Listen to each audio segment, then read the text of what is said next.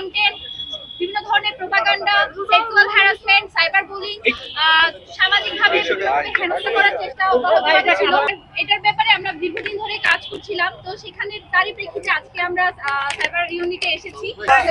Cyber support ইউনিটির সাথে একটা ফলপ্রসূ মিটিং করেছি। এর আগে অন্তর্বর্তীকালীন সরকারের প্রধান উপদেষ্টার স্বরাষ্ট্র বিষয়ক যিনি উপদেষ্টা এবং প্রধান উপদেষ্টার বিভূ সহকারী খোদাবক্স স্যারের সাথে আমরা কথা বলেছি। একই সাথে ডিএমপি কমিশনের সাথে আমাদের একটি মিটিং হয়েছে এবং আজকে এখানে সাইবার সাপোর্ট ইউনিটে যারা দায়িত্ব আছে তাদেরকে আমরা লিখিতভাবে আমাদের অভিযোগগুলো দিয়েছি।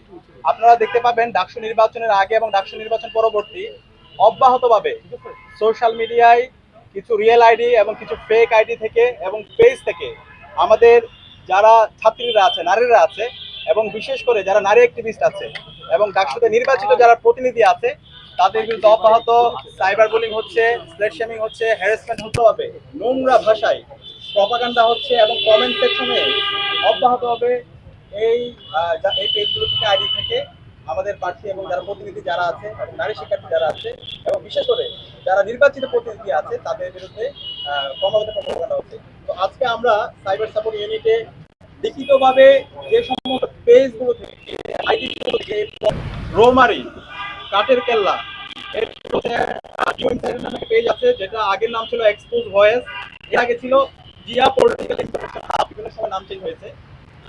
এরপর হচ্ছে এআর কি জিপিটি, এভাবে আরো অনেকগুলো। এরপর হচ্ছে অনেকগুলো রিয়েল আইডি সাইবার নিয়ে যারা কাজ করে তারা ইতিমধ্যে এটা নিয়ে কাজ করছে। তারা বিআরটিসি কে ব্যবস্থা নেওয়ার জন্য, বিটিআরসি কে ব্যবস্থা নেওয়ার জন্য বলেছে। একই সাথে অ্যাক্টিভিটি লগগুলো তারা দেখছে, ফেসবুকের সাথে অফিসিয়ালি যোগাযোগ করেছে। যে পেজগুলো কথা বলেছে এগুলো প্রার্থীদের বিরুদ্ধে, শিক্ষার্থীদের বিরুদ্ধে সাইবার বুলিং করছে, হ্যারাসমেন্ট করছে। এরা কোনো মানুষ হতে পারে না, এরা হচ্ছে কোলাঙ্গার।